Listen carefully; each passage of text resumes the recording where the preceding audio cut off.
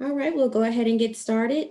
Hello, everyone, and welcome to today's Provider Education Network webinar. I am Deontay Bayham, the Provider Engagement Specialist here at Wellhead, Louisiana.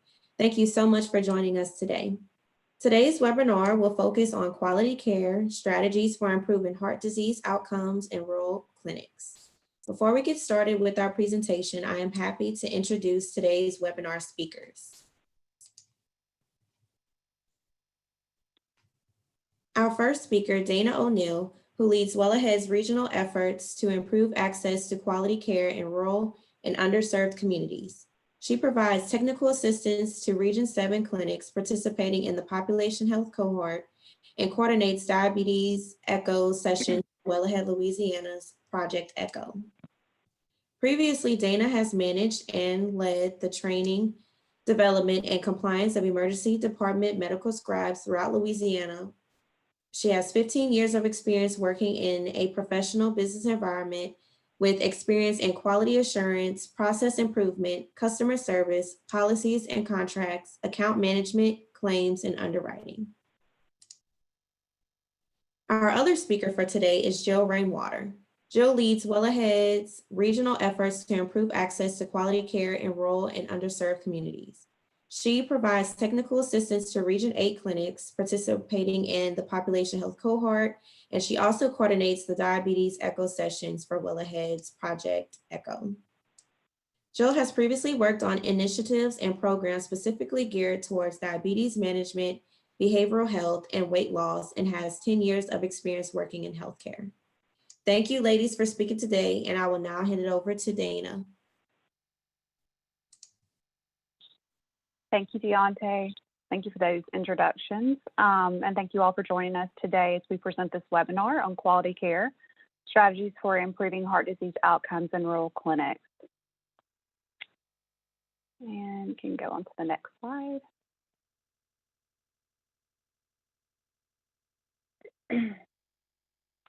So today we are discussing promotion of health equity with EHR use, evidence-based practices, resources that are available for implementing those evidence-based practices related to heart disease, team-based care and its role in quality healthcare, referral of patients to lifestyle change programs, and linking to community resources amid the pandemic. And with that, I'm going to go ahead and hand off to Jill to get us started.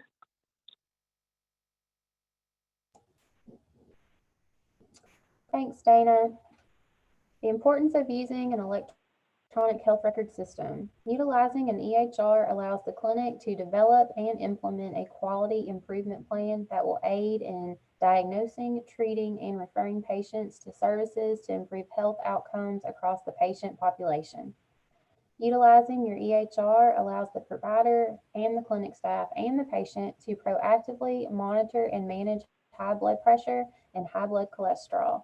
This includes quick access to patient records, enhances decision support, clinical alerts, reminders, and medical information.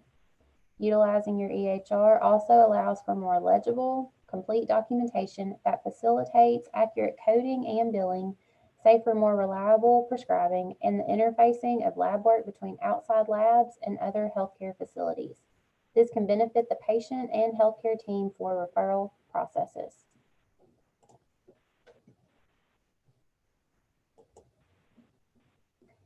The importance of using an electronic health record system. Utilizing a clinic's electronic health record system can help to identify undiagnosed hypertension, controlled versus uncontrolled hypertension patient populations, disparity groups, and those patients are often coined as finding patients hiding in plain sight.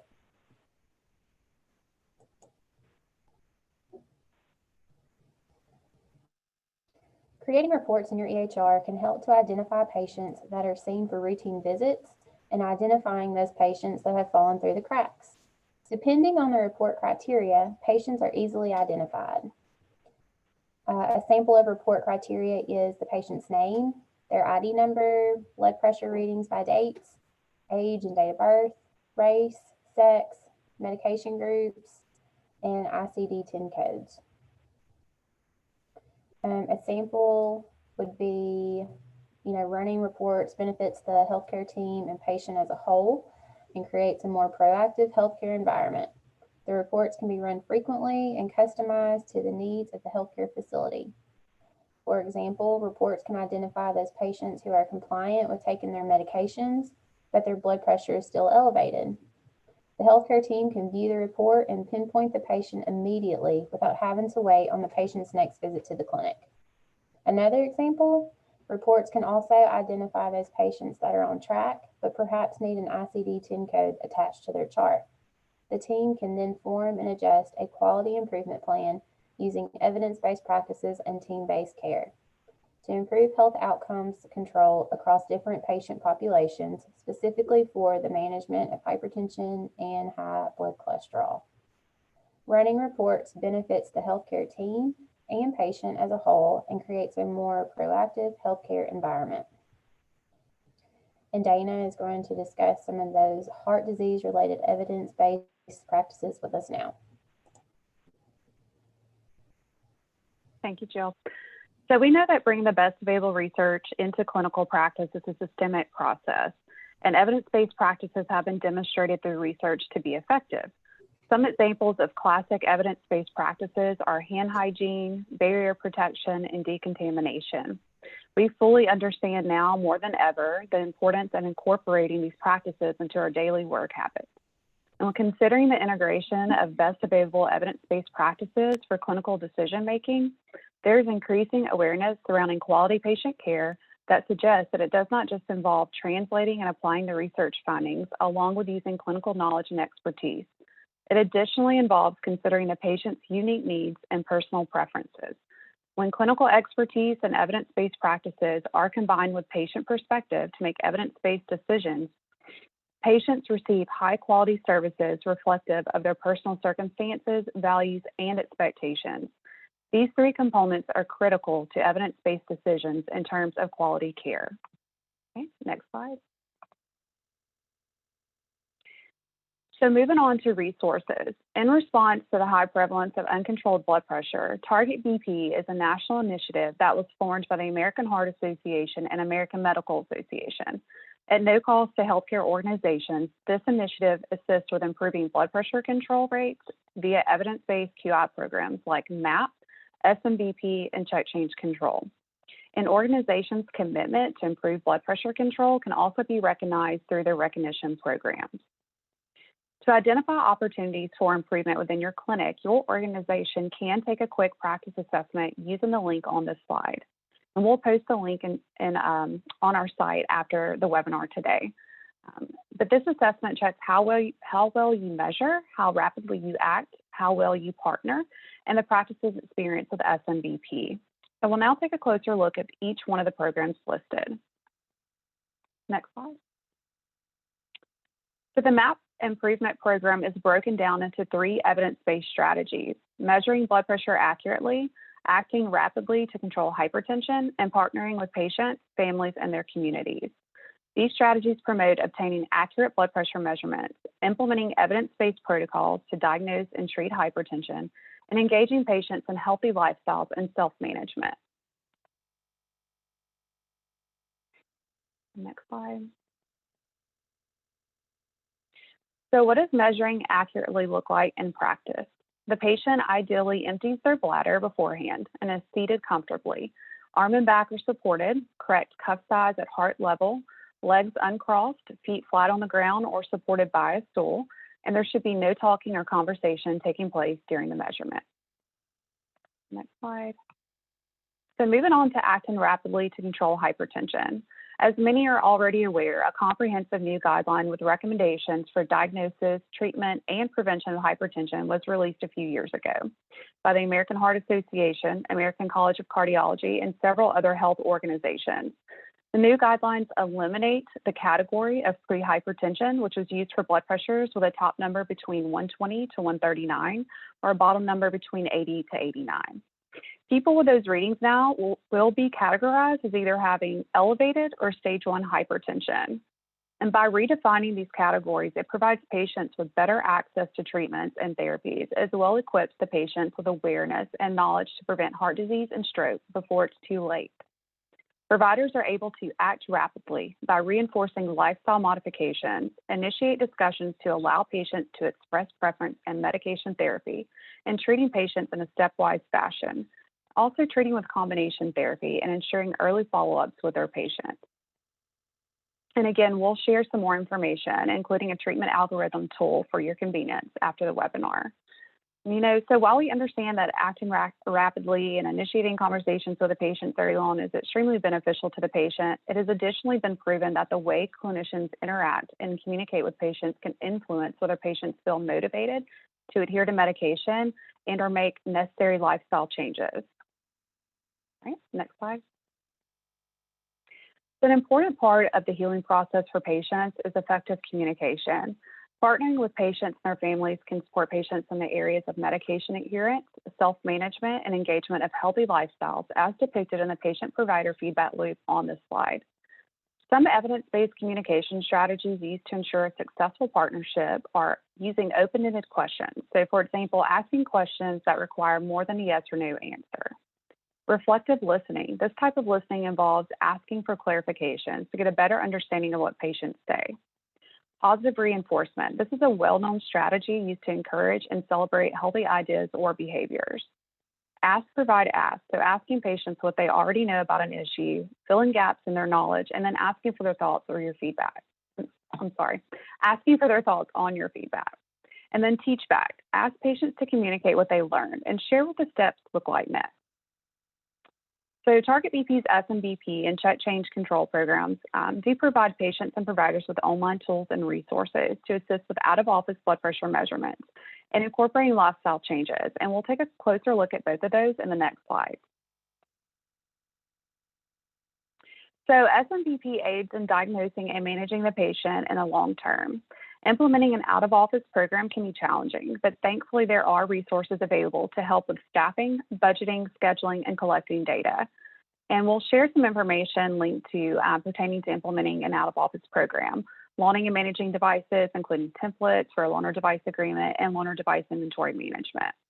We do know that loaning a blood pressure cuff could be potentially rendered useless without properly educating patients on how to measure and track their measurements. So we will be sharing some information on a patient training guide and a checklist, as well as a template for SMBPs, which would be a recording log. Okay, next slide. So as we just determined, the patient will likely require some training and education on how to self-measure. Check Change Control is a great program that provides online tools and education for patients. Patients can learn how to measure blood pressure at home, have access to printable trackers, be encouraged to partner with their physician, and learn lifestyle changes to improve their health in terms of hypertension, high blood cholesterol. And they also can find a program in their area for support. So while we have recognized the importance of educating patients on self-management of their health outside of the clinic, there is strong evidence that suggests implementing team-based care within the clinic is crucial to the overall success of the patient receiving quality care that leads to positive health outcomes inside and outside of the clinic. So with that, I'll hand off to Jill, who's going to share more about team-based care with you. Depending on the specific needs of the practice, a team-based approach can include various combinations of physicians, nurses, physician assistants, pharmacists, social workers, case managers, and other healthcare professionals. Members of the team share information and assist in decision-making based on their unique skills, all with the common goal of providing the safest, best possible care to patients. Each healthcare team is unique. No specific model of care delivery is appropriate for all physician practices or clinical situations. Each physician practice should design its team-based care model according to its needs, the population served, and relevant state laws. Even amid stressful circumstances of the pandemic, it's now more than ever important to implement team-based care into telehealth visits as well. This would consist of task distribution according to the ability of the staff and translating that into the EHR platform.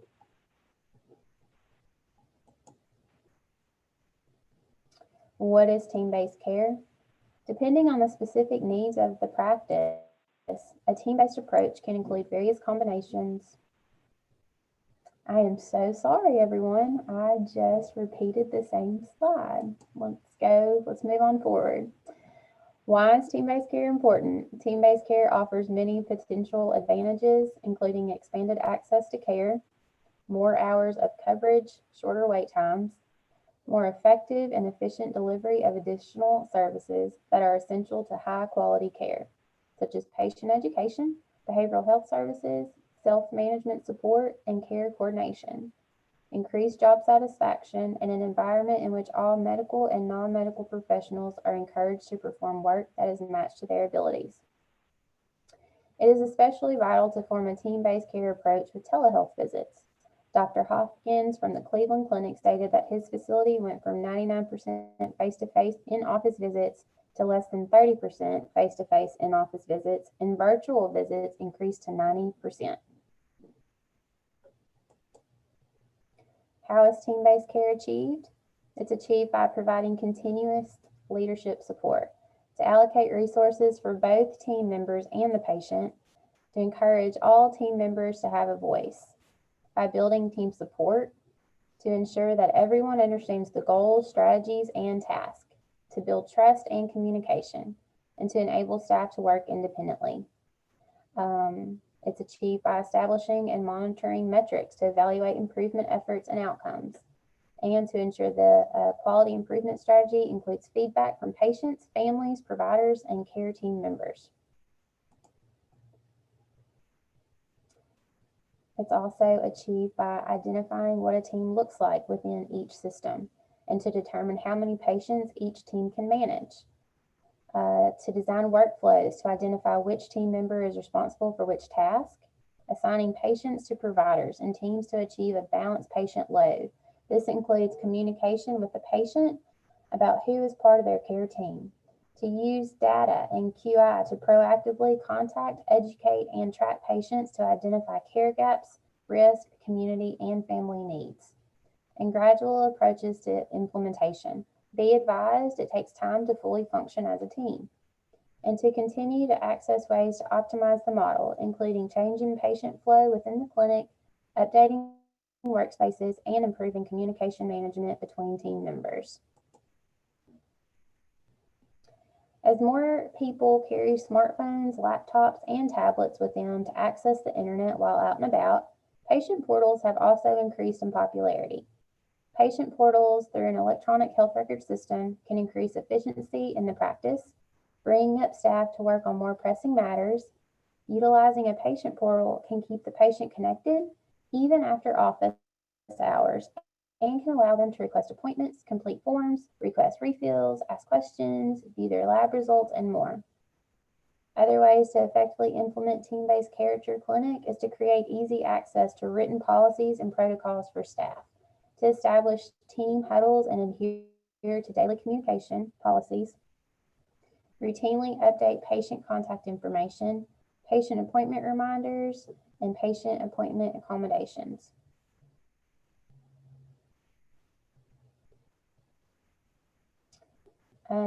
More ways to effectively implement team-based care is to post disease-related and healthy lifestyle choices educational material around your clinic.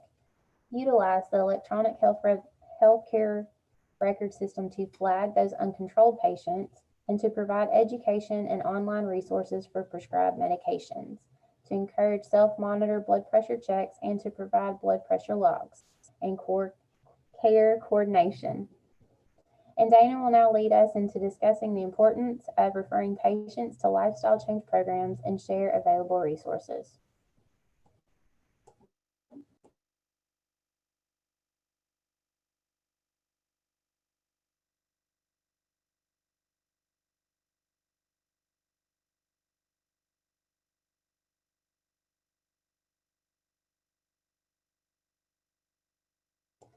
What is the importance of referring patients to lifestyle change programs? Well, we know that referring patients to lifestyle change programs is imperative in terms of disease prevention and management. But what does the evidence show? Unhealthy lifestyle choices such as smoking, poor diet, and insufficient exercise contribute to nearly half of all premature deaths and are risk factors for high blood pressure, diabetes, heart attack, and stroke. Lifestyle changes are important to implement in addition to taking medication, and have been shown to improve the chances that a prescribed medication will be effective.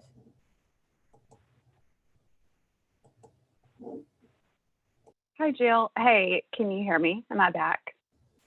I got you, Dana. My internet completely went out, so I do apologize. I am back on. Let me pick up where you left off.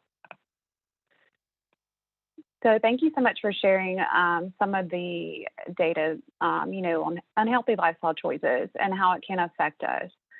Why is it important to refer patients to lifestyle change programs, and how do we identify those areas that need to be?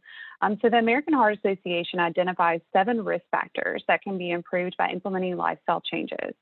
Life's Simple 7 are managing blood pressure, controlling cholesterol, reducing blood sugar, increasing physical activity, eating heart-healthy diets, maintaining healthy weight, and stopping smoking. So how can clinics track patient progress and referral program effectiveness when addressing these risk factors via referral to a lifestyle change program? Next slide.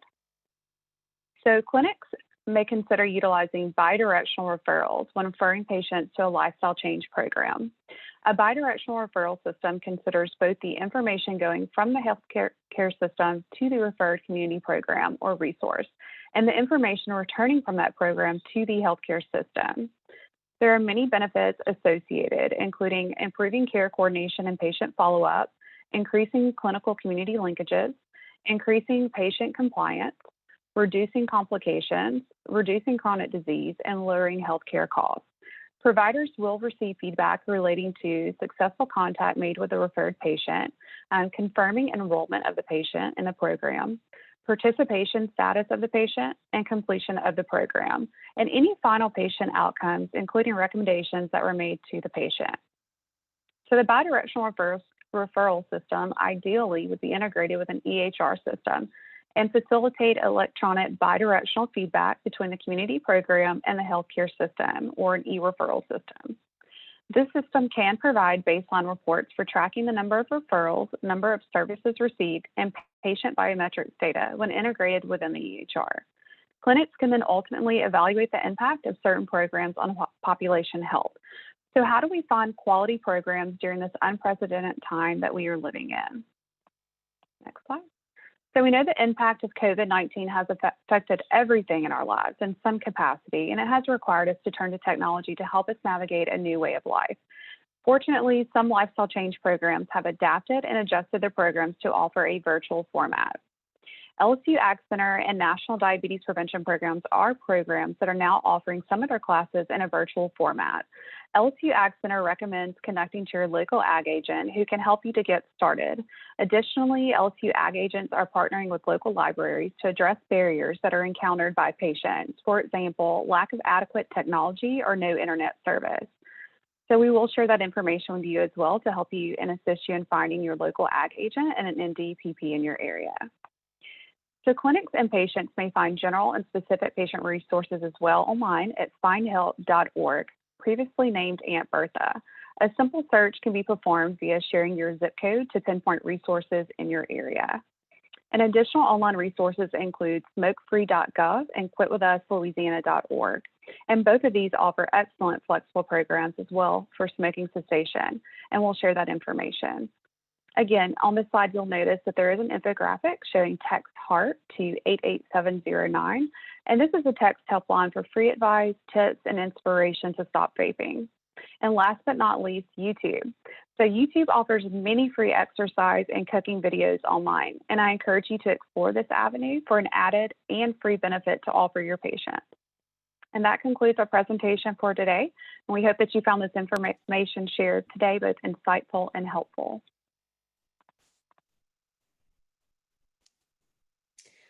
Thank you guys for that wonderful presentation. We will now open up the floor for any questions. If you have a question, please type your questions in the Q&A box.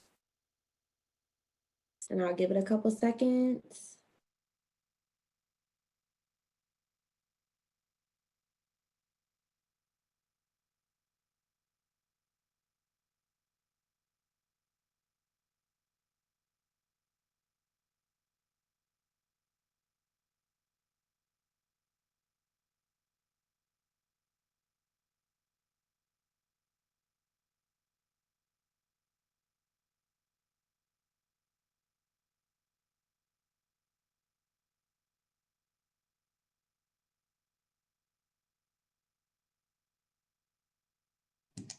I'm not seeing any questions. I'll give it another minute or so. If you have any questions, please type your questions in the Q&A box.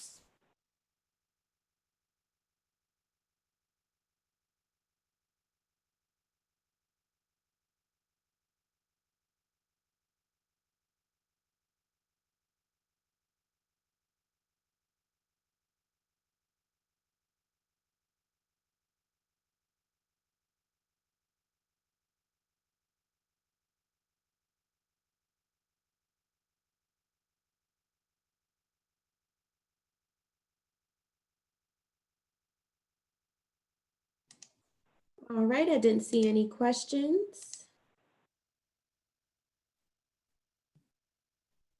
I'm going to post up their contact information. Please feel free to email them if you have any additional questions after this webinar. I'd like to thank you all for joining us today. Please visit www.walpen.org to find out more information about our programs and resources. Also look out for our bi-monthly newsletter with updates on trainings, resources, and other opportunities. And once again, thank you all for joining us today and for helping us move Louisiana's health forward.